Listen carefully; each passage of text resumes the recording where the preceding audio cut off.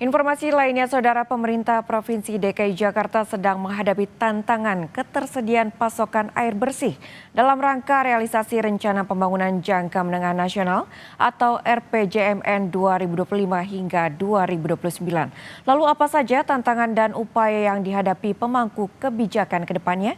Berikut laporannya.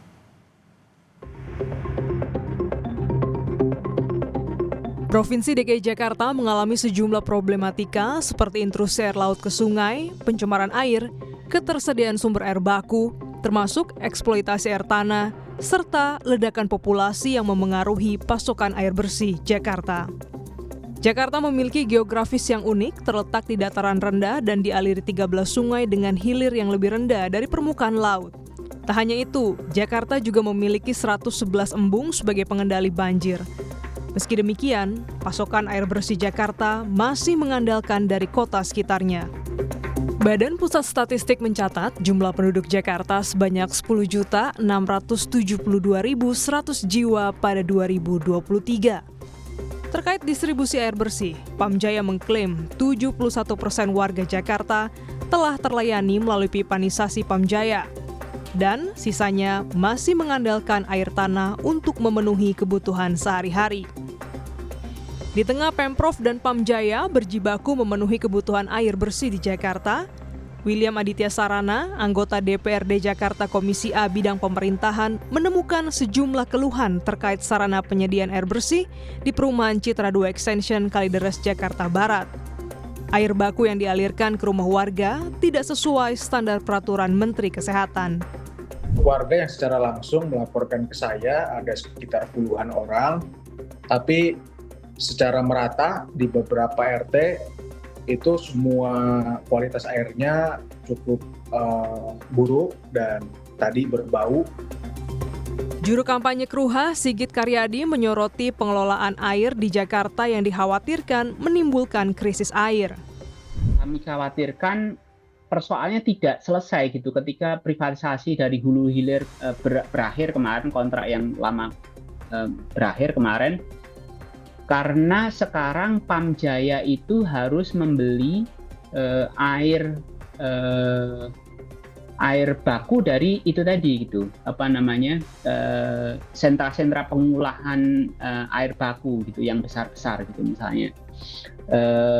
Yang dikuasai oleh badan usaha tadi gitu, dengan tingkat keuntungan yang sudah ditetapkan juga dengan kewajiban harus membeli. Kemudian saya melihat kerentanan ini kemudian akan juga memicu persoalan krisis air gitu.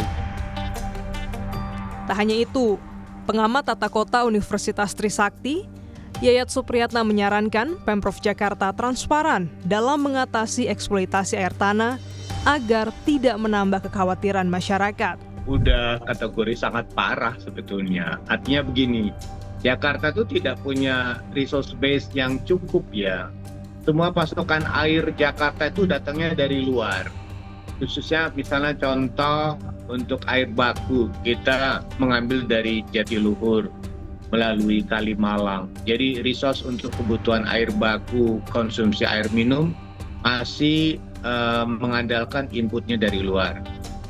Yayat menambahkan, Jakarta perlu menyusun master plan untuk memenuhi pasokan air baku. Karena hingga saat ini tidak ada penyuluhan terkait menabung air seperti yang dilakukan negara Singapura, Malaysia, dan Jepang. Di lain pihak, Nelson, Kepala Bidang Geologi, Konservasi Air Baku dan Penyediaan Air Bersih, Dinas Sumber Daya Air Jakarta menjelaskan masih ada permasalahan regulasi terkait pasokan air bersih di Jakarta. Perda ini memang masih ada beberapa kendala, Pak, karena memang ada ketentuan baru yang pengendalian pengguna air tanah memang menjadi kewenangan pemerintah pusat, dalam hal ini adalah Kementerian Pertambangan dan Energi.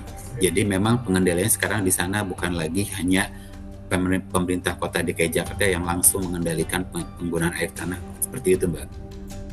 Nelson menambahkan, hingga 2024, Pamjaya mampu menyediakan kurang lebih 21.000 liter per detik, di mana total kebutuhan warga Jakarta adalah 31.000 liter per detik, dan dalam waktu 4 tahun, Pamjaya diharapkan bisa memenuhi kebutuhan air.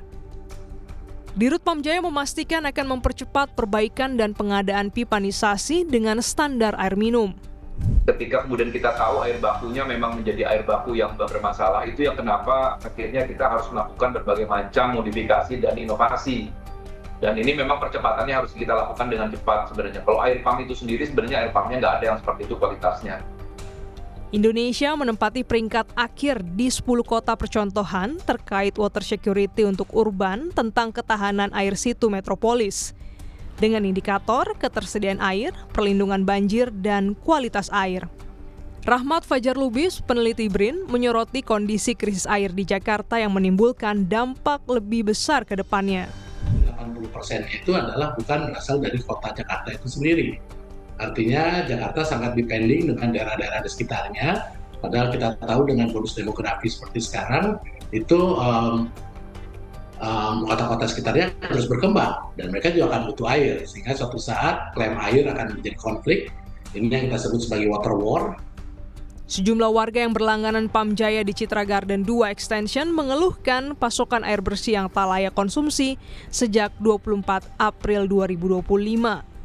Ada baunya kayak bau amoniak, kayak bau lumpur apa. Mungkin saya sebagai pengurus waktu itu langsung ke WTP menanyakan kenapa bisa bau gitu. Itu tanggal 24. Menurut Pamjayanya tinggi mangan dan amoniaknya sangat tinggi. Total ada berapa warga di RW 20 yang terdampak, Pak? Hampir semua, Bu. 1.500 kakak di sini ya, ada gitu ya.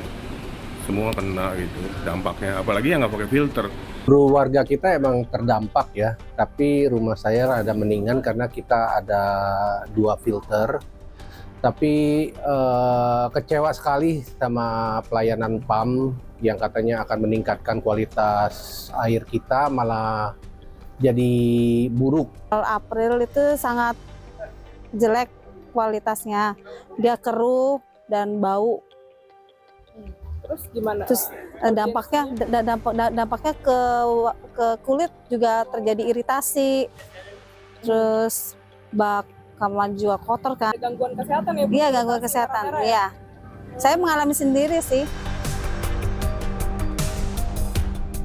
Akses pelayanan air minum yang aman, merata, terjangkau dan terlayani 100%, dan peningkatan mutu air sesuai baku mutu merupakan bagian dari kebijakan nasional sumber daya air yang dilaksanakan untuk peningkatan ketahanan air nasional. Pepatah berkata, air mengalir sampai jauh. Ternyata yang ditampung masih keruh. Hingga regulasi tak dapat buat jernih.